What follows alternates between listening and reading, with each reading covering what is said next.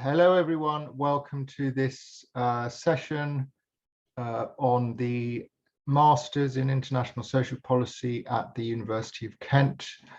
My name's Jeremy Kendall, and I'm the Director of Studies for the programme.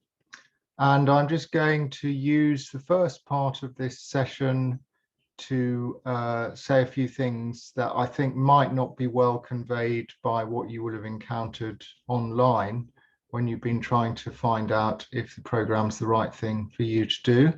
I haven't had any information about who you are or your interests or your particular concerns. So please do bring into focus what matters to you individually at the end with any questions.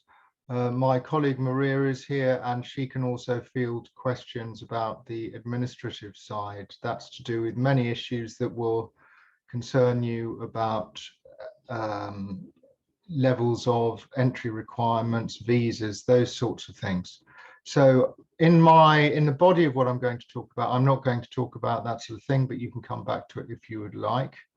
So this is what I would like to talk about. A little bit on how the course works to give you a sense of what your sort of lived experience will be like for the year or two that you're here, and the sorts of reference points that you'll have in your academic life as you're here. I'm going to say one or two things about the staff, primarily the academic staff, because you'll get to know myself and these people well, and I just want to convey a little bit about them. Because I think, and it may sound a cliche, but it's true, I think the most valuable thing about your time here will be your relationships with staff. And then there's a bit about questions at the end. So, course structure. Because I don't know whether you're thinking of a 2-year or a 1-year MA, this is slightly difficult to present. But if you're doing the 1-year MA on your radar, or you're thinking about it, you may want to switch off at this point. If you're a 2-year MA possible candidate, then your ears should be sticking out and listening carefully. So basically, for the first year, what you're doing in this program is two things.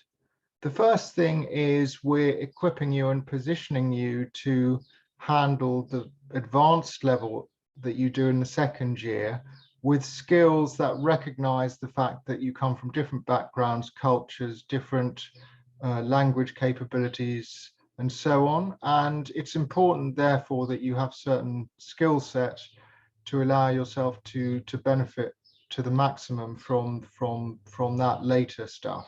So this is very much preparatory in part. We talk about generic skills, academic study skills, English skills, research skills that you will be imparted to you and that you can draw on as you proceed. But it's not only in the first year about that. There's also material on the particular subject matter of the program. And as you know, international social policy is a very broad area, and it's a multidisciplinary area. So that is reflected in how you enter the study of it in this program. So first of all, there's something that is quite specialist and particular about the welfare state. You do a compulsory module alongside advanced level undergraduates, and that's interesting experience for those of you from overseas, which is probably most people listening now. Alongside British students who are in the final year of their undergraduate degree, you'll be learning about the shape, character, and challenges of welfare states as a whole. Because the welfare state, as you may know, some of you have professional backgrounds and you know this all too well, is very heterogeneous and diverse, divided into different fields. We come more to that complex architecture later in the program, but at this stage, It's about giving you an overview of the broad shape of the welfare state and how it's coping with the ongoing crises and challenges. You also, though, have certain choice over modules that you can do broadly in social science. The key point about these modules, because it's a program in international social policy, they're either going to be taught by people who are social policy experts, they're going to be rooted in the social policy as a field, or they're going to be from allied disciplines that are related to social policy and are used within social policy. A key one here is sociology, where social policy is often the lens, sociology is often the disciplinary lens through which we understand social policy issues and problems. But also, as you'll see later, we have in our midst people with other disciplinary backgrounds. But sociology is a strong point for us. Very practical thing about how you learn is that your weeks are quite regimented in a good way. So it's good in a sense that you have stable expectations about being able to know that you're going to get one particular form of teaching and another form of teaching for each of those modules. So the typical pattern at this level is you'll have an hourly lecture, a lecture that lasts an hour or just under an hour, and a seminar. The exact way these pan out will vary from module to module, which is partly because we carefully consider the best way for you to achieve the learning objectives that we want you to achieve on this program, but also to do with the fact that, you know, we're a diverse school and colleagues have different styles and so on. So you will certainly not be bored when you're here. You will find a lot of variety in how things are taught. The modules that you do, which is the core sort of building block, will involve a lecturer for the lectures, seminar leader for the seminars. Sometimes that's the same person, but not always. Now, whether it is or not, this person will be key to you and will be your main contact point on that module. And so that's the sort of human side of it. You'll be coming in, it's all back to face after COVID now, spending time with your fellow students and the academics learning on the subjects. But also, you know, we've learned a lot from COVID, and that's reflected in the virtual learning environment. We use something called Moodle, and that is each module has a Moodle page with all sorts of resources. It's, as you would expect, access to reading materials, but we also use many other forms of material to support your learning, videos, podcasts, all the sorts of stuff that is used these days in the study of policy and thinking about policy.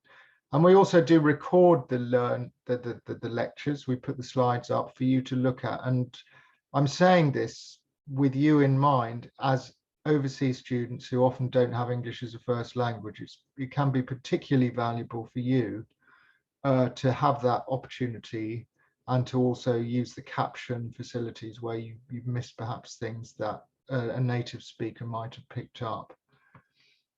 I think I've said most of what's on this slide already, just to say that you should be going to the lectures. And if you can't, it's not the end of the world because they're recorded. And we know from experience that people doing this program often are juggling complex commitments. So it will include caring responsibilities for some of you. It will include other aspects of your life. So you're trying to strike a work-life balance. So sometimes you may not be able to attend a lecture. That's also when the recordings are useful. Seminars are face-to-face. Those probably won't be recorded because we know from experience that this can dampen the engagement of some students who don't like the idea that their contributions will be represented. So that's fine at this level. I'll come back to year 2 in a moment. But the thing about seminars is they are an obligation. They're a harder obligation, a stronger obligation on yourselves to attend. And again, they're timetabled. And obviously, you also really need to attend those because they're not recorded in the same ways that lectures are. Okay. So that's the first year for those of you doing a 2-year program. So what I'm going to talk about now is about the second year for those of you on the 2-year program, but also it applies for those of you who are doing the 1 year.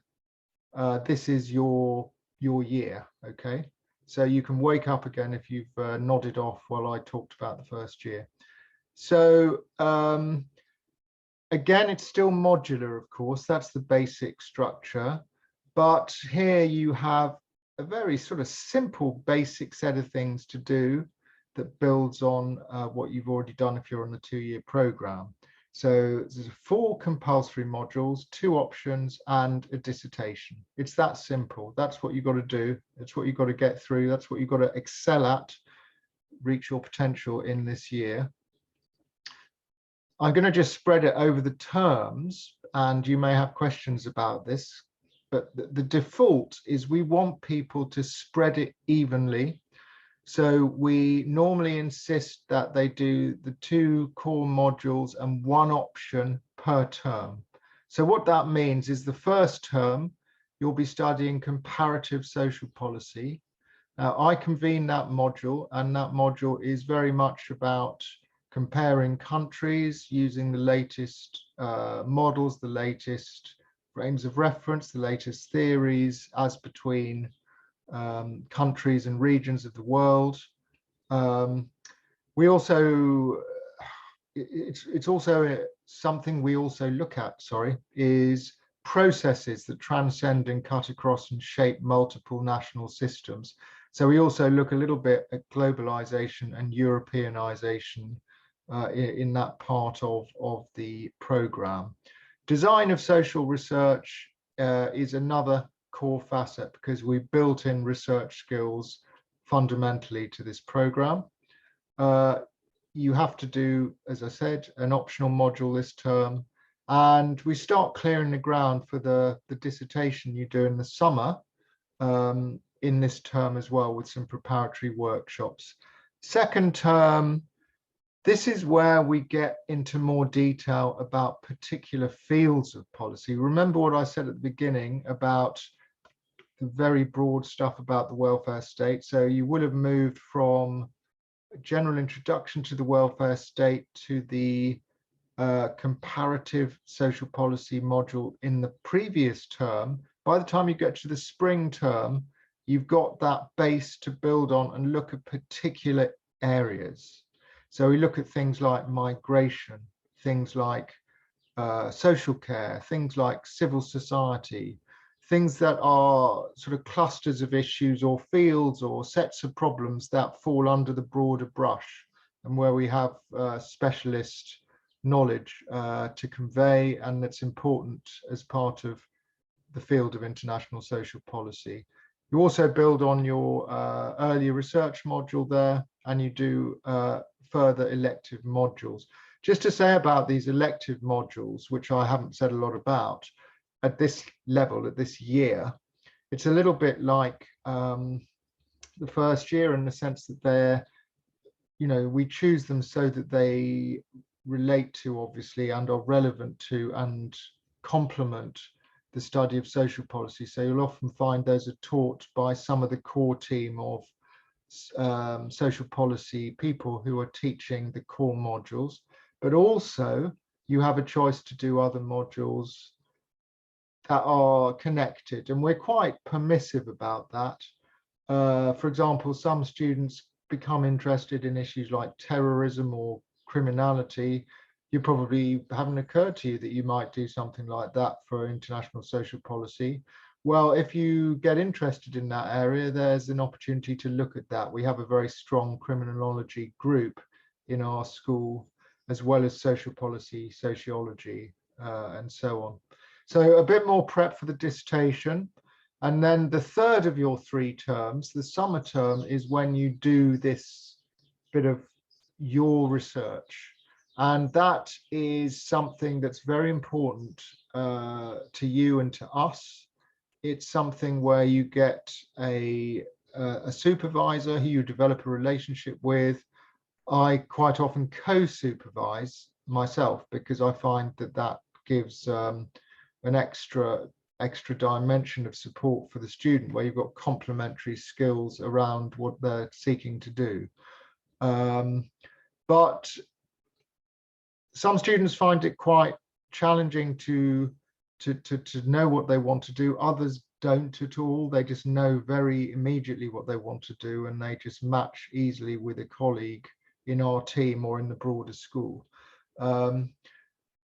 Final thing to say about this, because I've got limited time, is that I think just thinking aloud, at the postgraduate level for this particular program tends to involve primary research. That's to say, you will go out, be doing surveys or interviews either online or face-to-face as part of your dissertation, collecting original data, analysing it, and using it to add value to the literature for your dissertation. But that's not always the case. Some students do a desk-based piece of work where you use large data sets, including comparative country data sets. One of the students I'm supervising at the moment is doing secondary analysis of data on inequality. He's not doing any original primary research at all, and that's okay. Or the final option, a purely theoretical dissertation. That's fairly rare, but it's not unheard of in social policy. So the experience of doing those taught modules, what's it like, and how does it vary from year 1 if you're doing the 2 years? Well, again, it depends on what learning outcomes we're seeking to achieve. But again, we tend to have a particular model, and that model is slightly different at this level.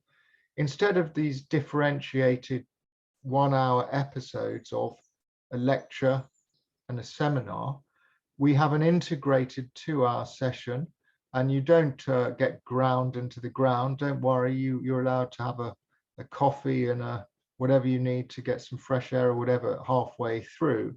But it's a much more, the style is more, to use a slightly pejorative term, slightly more grown up.